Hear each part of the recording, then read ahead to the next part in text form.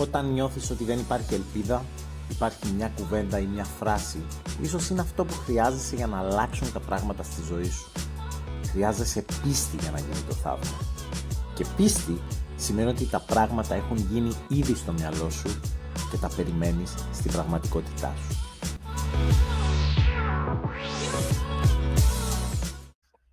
Καλώς ήρθατε σε άλλο ένα επεισόδιο Miracle Talks, όπου εδώ αναδεικνύουμε την απεριόριστη εσωτερική δύναμη που έχουμε μέσα μας οι άνθρωποι. Κάντε ένα subscribe στο κανάλι μας ή follow αν μας ακολουθείτε από άλλες πλατφόρμες για να ενημερώνεστε και για τα επόμενα επεισόδια. Να πούμε ότι χορηγός της σημερινής μας εκπομπής είναι το Living Pharmacy, το φαρμακείο της ζωής, όπου μέσα του μαθαίνεις καλύτερα να ζεις. Αχιλλέας Γεωργίου στο μικρόφωνο και σήμερα έχω μαζί μου μια αγαπημένη φίλη, τη Μαριάννα τη Χατζηπαύλου, που είναι yoga instructor. Καλώς όρισες, Μαριάννα μου. Καλώς σε βρήκα, Αχιλλέα μου.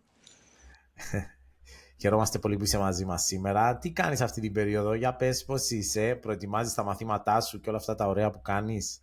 Ναι, αυτή την περίοδο προετοιμάζω τα μαθήματά μου. Έχουν ξεκινήσει τα μαθήματα της yoga, του pole dancing και συγχρόνως ξεκινάω και ένα νέο εκπαιδευτικό το οποίο θα μπορέσει να βοηθήσει παραπάνω τους μαθητές μου και όποιον άλλον άνθρωπο χρειάζεται, σαν καθοδήγηση. Και είμαι σε μια διαδικασία εξερεύνησης προσωπικής. Τέλεια. Όπως όλοι μας και πάντα θα είμαστε, να ξέρεις. Γιατί ποτέ δεν θα έχουμε ανακαλύψει τον εαυτό μας. Και όσο τον ανακαλύπτουμε, αντιλαμβανόμαστε ότι πρέπει να τον ανακαλύψουμε κι άλλο. Πάρα πολύ ωραία. Να πούμε ότι είσαι στη Χαλκίδα, έτσι. Και κάνουμε τη σύνδεση τώρα στην εκπομπή μας με Χαλκίδα από Ηράκλειο. Και θέλουμε έτσι αρχικά να μας μοιραστείς, να ξεκινήσουμε από αυτό, όπως ξεκινάμε όλους τους καλεσμένους.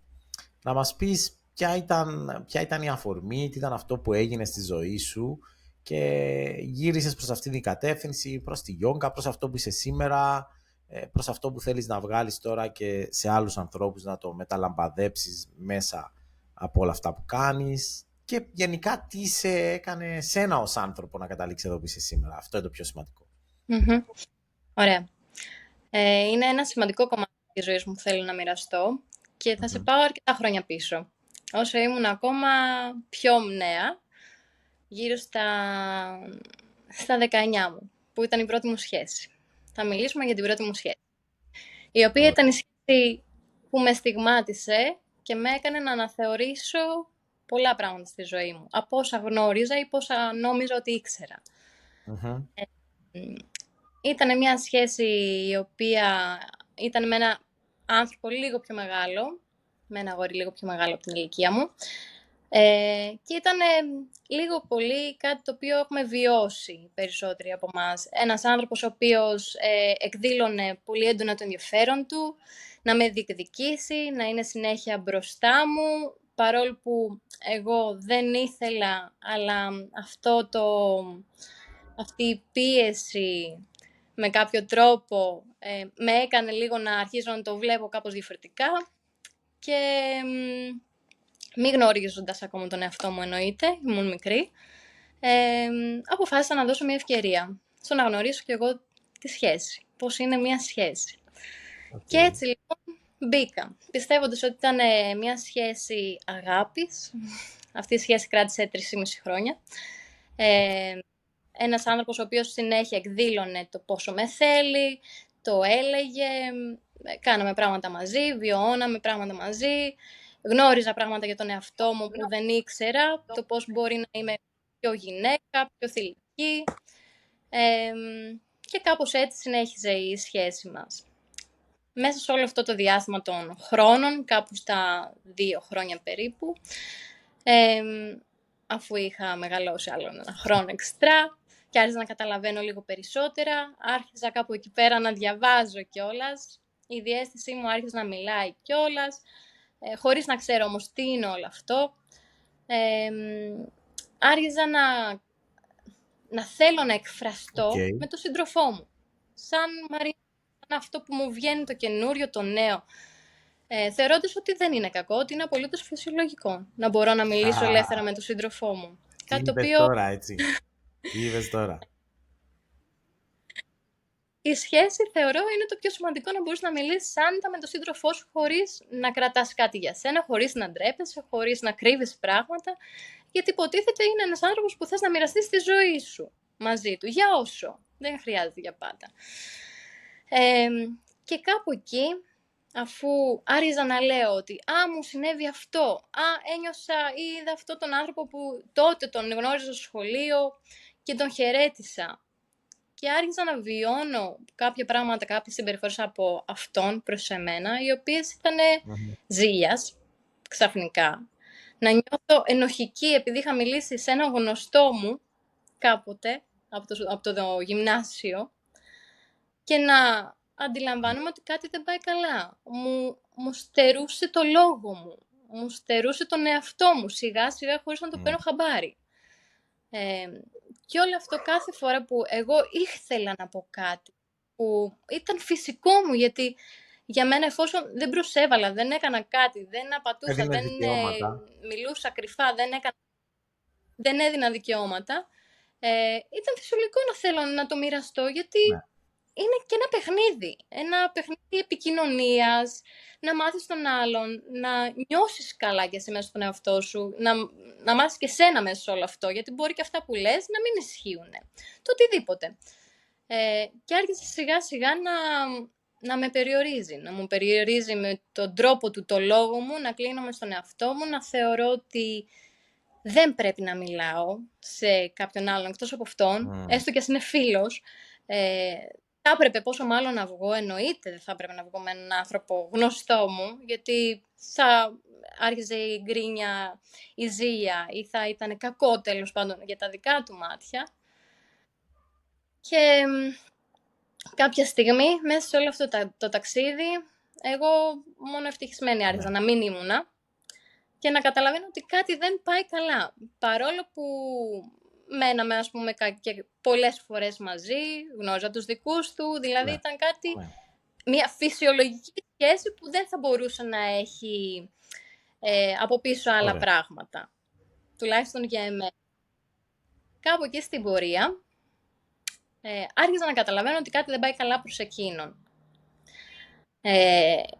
Και αυτό ήταν ένα περιστατικό μεμονωμένο που έγινε στην αρχή, το οποίο άρχισαν να λέγονται ψέματα από τη μεριά του. Να καταλαβαίνω, να ανακαλύπτω ψέματα. Ότι από το πιο μικρό πράγμα, ότι μου είχε πει ότι ήταν στην ξαδέρφη του και τελικά δεν ήτανε. Και ήταν η πρώτη φορά που ένιωσα να χάνω τα πόδια μου, ήταν γιατί κάτι καταλάβαινα ότι δεν πάει καλά και αποφάσισα να πάρω τηλέφωνο την ξαδέρφη του. Να δω. Δεν ήταν κατηνιά, ήταν ότι όντως κάτι ένιωθω ότι δεν πάει καλά και έπρεπε αυτή τη φορά να το επιβεβαιώσω, να δω ότι δεν είμαι η τρελή της υπόθεσης. Πράγματι ήταν η πρώτη φορά που γκρεμίστηκε ο κόσμος μου όλος. Αυτό που λένε ότι όντως κόβονται τα πόδια σου, απλά ότι έμαθες ότι δεν ήταν εκεί, έτσι, δεν αυτό μόνο. Ναι, γιατί μετά ακολούθησε μια σειρά από άλλα ψέματα, που άρχισε να προσπαθεί να μπαλώσει και εγώ σαν αθώα και μικρή της ηλικίας εκείνης έδωσα ευκαιρία στα ψέματά του, να πιστέψω ότι μήπως τελικά κάτι μπορεί να συνέβη και αναγκάστηκε να πει αυτό το ψέμα. Μια δικαιολογία που λέμε οι περισσότεροι, ανεξαρτήτως για να μπορέσουμε να δώσουμε μια ευκαιρία στον άλλον. Για να μην βάλουμε τον εαυτό μας σε μια διαδικασία να δει την αλήθεια. Ακριβώς. Ναι, δεν ήθελα να δω την αλήθεια. Και στο διάστημα αυτό προσπαθούσε να μπαλώσει τα πράγματα, παρόλο που ξέρω ότι δεν ήταν όπως μου τα έλεγε, είπα να δώσω άλλη μια ευκαιρία. Εννοείται ότι μέσα σε αυτό το διάστημα που αυτό το ψέμα υπήρχε άλλη γυναίκα, την οποία στην πορεία κατάλαβα ότι την είχα γνωρίσει, είχα βρεθεί και στο ίδιο αμάξι μαζί της, δηλαδή υπήρχε κάπως θράσος σε όλο αυτό. Η κατάληξη ήταν ότι μετά από προς το τέλος της σχέσης, που εγώ καταλάβαινα ότι δεν πάει άλλο σχέση, εγώ θέλω κάτι άλλο, δεν με γέμιζε, ήξερα ότι κάτι με τη διαίσθηση μου δεν πήγαινε καλά. Ξαφνικά, επειδή πάντα ζητάω βοήθεια, όσο και χαζό να Μπράβο, ακούγεται, μπράβο. ζητάω βοήθεια από δυνάμεις να με προστατεύσουν. Οπότε ζήτησα και αυτή τη φορά ότι αν είναι να συμβεί κάτι, ας μου φανερωθεί. Και πράγματι έτσι έγινε. Μία μέρα, ένα ωραιότατο βράδυ, έτυχε να δω μηνύματα στον υπολογιστή. Να ξυπνήσω ξαφνικά από τον ύπνο μου και να δω μηνύματα από τον υπολογιστή. Κάτι το οποίο την επόμενη μέρα, γιατί δεν ήθελα να ταράξω σαν καλό κορίτσι κι εγώ, τον άνθρωπο που είχα δίπλα μου, γιατί πρέπει να είμαι το καλό κορίτσι όπως έχω μάθει, γιατί πρέπει να σέβομαι ότι ο άλλος έχει τη δουλειά του, να είναι ήρεμος, να σηκωθεί, να μην ταραχτεί, ενώ η δική μου προσωπική υγεία δεν με νοιάζει καθόλου. Οπότε επέλεξα να το κάνω την επόμενη μέρα όλο αυτό. Η επόμενη μέρα ήταν η στιγμή που άλλαξε όλη μου τη ζωή την τότε, όλη την κοσμοθεωρία μου τότε, που είδα τελικά ότι υπήρχαν άπειρα μηνύματα στον υπολογιστή για 3,5 χρόνια με διαφορετικές γυναίκες και ήταν η πρώτη φορά στη ζωή μου που πραγματικά δεν ήξερα τίποτα. Δεν ήξερα αν αυτό που έζησα κάποτε υπήρχε κάτι μέσα σε όλο αυτό, κάποια δόση αλήθειας, τι από όλα αυτά ήταν αλήθεια, αν ήταν κάτι ψέμα ή όχι. Δεν ήξερα τίποτα. Δεν ήξερα ο άνθρωπος που είχα δίπλα μου ποιος ήτανε, τι ήτανε. Δεν ήξερα. Και όλα αυτά που με είχε κάνει να πιστέψω, τι ήτανε. Και αυτό ήταν κάτι το οποίο με στιγμάτισε. Ποτέ δεν το παραδέχτηκε, αν και η αλήθεια βγήκε στη φόρα. Αλλά όλο αυτό κατάφερα να το γυρίσω προς το μέρος μου και να δω μέσα από όλη αυτή τη σχέση τι ήθελα να μου δείξει. Και το πιο σημαντικό μου μάθημα που πήρα μέσα από όλο αυτό ήταν ότι επίσης κατά τη διάρκεια υπήρχαν και κάποιοι χωρισμοί μέσα σε όλο αυτό το χρόνο που κάθε φορά που χωρίζαμε το σώμα μου αρρώστενε. Αντιδρούσε, ναι. Αντιδρούσε. Και τότε αφού χώρισα πάλι αντέδρασε το σώμα μου. Πάλι βίωνε πρωτόγνωρες αισθήσεις. Και τότε ήταν και όλες η απόφαση που πήρα ότι δεν πρόκειται ποτέ να ξαναρρωστήσω για κάποιον άλλον. Να φέρω σε αυτή την κατάσταση το σώμα μου. Μέσα σε όλο αυτό κατάλαβα ότι τελικά δεν χρειάζεται να αλλάξεις ποτέ για κανέναν για να αρέσεις σε κάποιον άλλον, ανεξαρτήτως ποια είναι η αλήθεια σου ή όχι. Δεν χρειάζεται να συμβιβάζεσαι με κανέναν. Ο άλλος που είναι δίπλα σου θα σε θέλει για αυτό που είσαι ή θα σε αναγνωρίσει για αυτό που είσαι. Δεν θα προσπαθήσει να ταιριάξεις. Δεν είναι υγιής να υπάρχει ζήλια μέσα σε μια σχέση. Αυτό που μόνο χρειάζεται να υπάρχει είναι αγάπη. Όλα τα άλλα τα ακυρώνει η αγάπη. Και είμαι απόλυτη πλέον στο γεγονός ότι το μόνο που δεν θέλω να χάσω είμαι εγώ. Οπότε, αν προκειμένου να κερδίσω τον εαυτό μου πρέπει να χάσω κάποιον άλλον, ναι, η απάντηση είναι ναι. Πάντα είμαι εγώ μέσα σε όλο αυτό. Γιατί κανένας δεν θα είναι εκεί για να σε στηρίξει. Οπότε, αυτή ήταν μια σχέση. Πολύ, πολύ σημαντικό αυτό που λες. Νομίζω ότι στο είπα και πριν ξεκινήσουμε ότι γενικά το θέμα σχέσης δεν το έχω ακουμπήσει. Είναι η πρώτη φορά που το ακουμπάω σε αυτά τα επεισόδια. Και ξεκινάω με αυτό που ξεκίνησες, που το πιστεύω και εγώ τόσο πολύ και είναι τόσο σημαντικό, αλλά ταυτόχρονα δεν γίνεται. Ότι επιλέγω έναν σύντροφο να είμαι μαζί του για να μπορώ να εκφραστώ, να είμαι αυτός μου και να επικοινωνούμε τα πάντα. Νομίζω ότι αυτός είναι ο λόγος που βάζω και τον λέω τον πιο δικό μου άνθρωπο. Δηλαδή, αν στον πιο δικό μου άνθρωπο, έτσι, αφού χρησιμοποιώ αυτή τη φράση, δεν μπορώ να πω οτιδήποτε μου είναι σαν σκέψη ή με απασχολεί ή να είμαι ειλικρινής στο τι έκανα. Ναι, χαιρέτησα αυτόν που έκανα το άλλο και πρέπει να αποκρύπτω πράγματα που μπορεί να σε πειράζουν κτλ.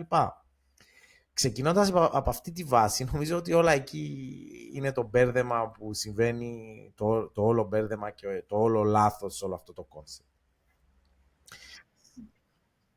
Και συγγνώμη κιόλας, ταυτόχρονα αφού βγήκα από όλη αυτή τη σχέση, κάτι εξίσου σημαντικό που νομίζω θα καταλάβουν το κοινό, εκτός του ότι είχα να διαχειριστώ το δικό μου χωρισμό, είχα να διαχειριστώ και το χωρισμό της οικογένειάς μου από τον ίδιο. Ναι. Δηλαδή, υπήρχαν πολλές κουβέντες από μαμά, οικογένεια, μπαμπά κτλ. Ότι μήπως εγώ είμαι η λάθος, μήπως το έχω πάρει εγώ στραβά, μήπως δεν είναι έτσι, μήπως να το ξανασκεφτείς, αφού σε αγαπάει. Δηλαδή, πράγματα τα οποία ήμουνα εγώ η κακιά που είχα πάρει αυτή την απόφαση για μένα που θα μου έκανε καλό και ο άλλος που μου έκανε κακό ήταν μάλλον αυτός ο σωστός. Γιατί και αυτοί είχαν μπερδευτεί και συνήθως κάτι τέτοιο γίνεται στον κόσμο.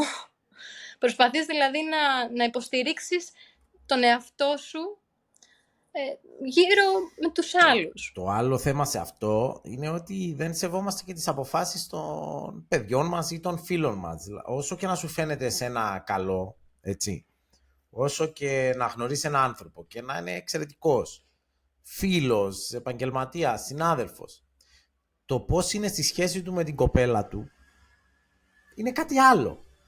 Μπορεί να είναι καλός άνθρωπος, αλλά μπορεί μεταξύ τους οι δύο αυτοί άνθρωποι να μην τα βρίσκουν για να είναι ζευγάρι. Άρα λοιπόν, εμείς δεν πρέπει να κρίνουμε με βάση το δικό μας επίπεδο παρατήρησης δύο ανθρώπους που θέλουν να είναι ζευγάρι. Γιατί δεν έχει καμία σχέση αυτό που βιώνουμε εμείς με αυτόν τον άνθρωπο, με αυτό που βιώνουν αυτοί οι δύο άνθρωποι μεταξύ τους. Είναι άλλου είδους σχέση. Είναι διαφορετικό να βγαίνω με κάποιον και σαν φίλος και να τρώμε και να πίνουμε και είναι διαφορετικό το να δουλεύουμε μαζί.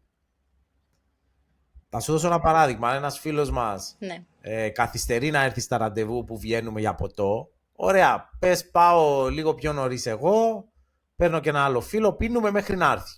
Δεν με ενοχλεί. Πού είσαι, ήρθες, όλα καλά. Αν αυτός όμως ήταν ο partner μου στη δουλειά, που έπρεπε να είναι εκεί για να κάνουμε μια δουλειά και πάντα καθυστερούσε, θα είχα πρόβλημα. Άρα λοιπόν, πρέπει να βλέπουμε τα πράγματα όχι από τη δική μας πλευρά, αλλά από την πλευρά που το βλέπει ο άλλος άνθρωπος σε σχέση με τη σχέση που έχει μαζί του. Οπότε λοιπόν, αφού ο άλλος άνθρωπος δεν είναι καλά μέσα σε μια σχέση οτιδήποτε είδους, και συντροφική, αφού μιλάμε για τις συντροφικές, εμείς πρέπει να το σεβαστούμε αυτό. Και να μην λέμε μήπως και τα λοιπά. Πρέπει να ακούμε το συναίσθημα του ανθρώπου που είναι απέναντί μας. Και αυτό το λέω για τους γονείς, για τα παιδιά τους, για τους κολλητούς φίλους, για τους φίλους τους κτλ. Ναι, ότι χρειάζεται ειδικά από τους γονείς, όλοι μας, ανεξαρτήτως ηλικία, χρειαζόμαστε να πιστέψουν σε εμάς και στο ότι έχουμε έντονη τη διαίσθησή μας, ότι γνωρίζουμε ποιο είναι το πιο σωστό πράγμα για εμάς. Δεν χρειαζόμαστε κάποιον να μας υποδείξει τι είναι το σωστό για μας, γιατί δεν είναι μέσα. Δεν ξέρουν τις ανάγκες μας, δεν ξέρουν πώς λειτουργούμε. Οπότε το μόνο που χρειάζεται είναι να μας εμπιστευτούν σε αυτό. Και αυτό εμάς θα μας δώσει φτερά. Πολύ ωραία τα συμπεράσματά μας. Νομίζω μας έβαλε σε ένα πολύ ωραίο έτσι τρυπάκι. Και το τρυπάκι της ζήλιας, που το έλεγα σε μια κοπέλα στο τηλέφωνο. Και μετά να σε ρωτήσω και σένα αν θες κάτι να μας πεις έτσι εν κατακλείδη. Ότι αφού ζηλεύεις, της λέω, τον άντρα σου, σημαίνει ότι δεν τον εμπιστεύεσαι. Και μια σχέση χτίζεται πάνω στην εμπιστοσύνη.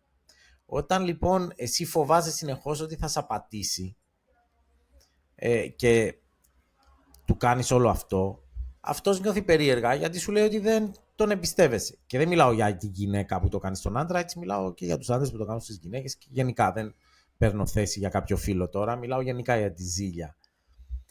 Η ζήλια λοιπόν είναι μια εμπιστοσύνη. Το θέμα ποιο είναι, ότι αν ο άλλος θέλει να στην κάνει, θα στην κάνει, δεν τον ζηλεύεις ή δεν τον ζηλεύεις. Και έρχομαι εγώ και λέω ότι ας αφήσουμε τα πράγματα στη ροή τους, να είμαστε καλά. Αφού αποφασίσαμε να είμαστε με κάποιον, σημαίνει ότι τον έχουμε τσεκάρει 2, 3, 5 πράγματα και τον εμπιστευόμαστε. Ας είμαστε καλά και ας μην δημιουργούμε πρόβλημα χωρίς να υπάρχει. Και όταν θα δημιουργηθεί, και όταν θα έρθει εκείνη η στιγμή, αφού όλα τα άλλα τα έχουμε λύσει και είμαστε ok, γιατί πρόσεξε, πολλές φορές έχουμε σοβαρά άλλα προβλήματα και ασχολούμαστε με τη ζήλια και δεν έχουμε λύσει σημαντικά πράγματα. Οπότε, ας λοιπόν λύσουμε όλα τα άλλα προβλήματα, ας είμαστε καλά, ας εμπιστευτούμε, ας αφεθούμε Και όταν θα γίνει αυτό το πρόβλημα, και αν γίνει, που δεν είναι και τόσο εύκολο να γίνει, πάντα, έτσι, τότε το βλέπεις. Αλλά μην το δημιουργείς και να δημιουργεί και άλλα προβλήματα στη σχέση πριν καν συμβεί κάτι τόσο τραγικό χωρίς να έχει συμβεί. Έτσι. Δεν ξέρω τώρα αν θες να πεις κάτι πάνω σε αυτό, θες να πεις, θέλεις μπορείς να πεις. Ναι, σε αυτό, ότι όπως και εγώ μεγάλωσα το ότι η ζήλια είναι μέχρι ένα σημείο καλό πράγμα. Σημαίνει ενδιαφέρον. Κάτι το οποίο τελικά το απέρριψα τελείως από τη ζωή μου. Και εκεί που κατέληξα προσωπικά είναι ότι η ζήλια δεν χωράει όταν γνωρίζεις ποιος είσαι, όταν έχεις εμπιστοσύνη στον εαυτό σου, όταν ξέρεις ότι κάνεις ό,τι καλύτερο μπορούσες. Δεν νιώθεις την ανάγκη να ζηλέψεις κάτι, δεν φοβάσαι να χάσεις τον άλλον, γιατί ξέρεις ότι είσαι εκεί παρόν, ό,τι και να γίνει. Οπότε, για να υπάρχει ζήλια σημαίνει ότι νιώθει ανασφάλεια ο άλλος με τον ίδιο τον εαυτό και κάνει προβολή πάνω σου. Οπότε δεν θα έπρεπε να ανησυχούμε αν θα μας απατήσει κάποιος ή αν θα κάνει κάτι πίσω από την πλάτη μας, αν οι ίδιοι είμαστε εντάξει με τον εαυτό μας. Αυτό μας προκαλεί ασφάλεια. Εκτός από την περίπτωση που όντως υπάρχουν και οι άνθρωποι οι οποίοι επιτηδευμένα σου προκαλούν πράγματα μέσα σου, να σε ιντριγκάρουν, που πάλι αυτό είναι πρόβλημα που έχουν οι ίδιοι, για να τους δώσεις περισσότερη σημασία. Και είναι επίσης άνθρωποι οι οποίοι είναι τοξικοί και όχι οι κατάλληλοι για σένα. Οπότε είναι άνθρωποι που χρειάζεται να αποφύγεις. Και όχι επειδή έχεις κάτι εσύ, είναι ακριβώς για να προστατεύσεις τον εαυτό σου. Τέλεια, Μαριάννα μου. Δεν ξέρω αν θες να μας πεις κάτι άλλο, έτσι, χωρίς να είναι πάνω σε κάποιο θέμα, αλλά γενικά να αφήσεις ένα μήνυμα στους ανθρώπους που μας παρακολουθούν. Είτε με... Ναι. Θα ήθελα να μοιραστώ κάτι το οποίο έχει παίξει καθοριστικό ρόλο στη ζωή μου και από τότε που ίσα είναι πάντα μπροστά μου σε όποιο βήμα και να κάνω. Έχει να κάνει με το να ακούτε το σώμα σας. Το σώμα μιλάει πάντα, όλες τις ώρες, κάθε στιγμή, σε κάθε απόφαση που πάτε να πάρετε, είτε είναι σωστή είτε είναι λάθος. Αρχίστε να παρατηρείτε τι συμβαίνει στο σώμα σας με κάθε ερώτηση που κάνετε μέσα σας. Και από εκεί εμπιστευτείτε την καρδιά σας και το σώμα σας, ανεξάρτητα από το τι σας λέει ο νους σας, και κάντε ό,τι σας πει το σώμα σας, με καθοδήγηση αυτό. Και να ξέρετε ότι πάντα θα είναι η πιο κατάλληλη επιλογή για σας. Τι ωραίο. Σε ευχαριστούμε πάρα πολύ που ήσουν σήμερα μαζί μας. Να ευχαριστήσουμε και τους ανθρώπους που μας ακούνε σήμερα και σας περιμένουμε και στα επόμενα Miracle Talks. Κάντε subscribe, κάντε follow, δεν ξέρω που μας βλέπετε. Και Μαριάννα μου, εύχομαι και σε σένα ότι καλύτερο σε όλα αυτά τα ωραία που κάνεις και να περνάτε ωραία και με τους μαθητές σου. Ευχαριστώ πολύ για την ευκαιρία και το μοίρασμα.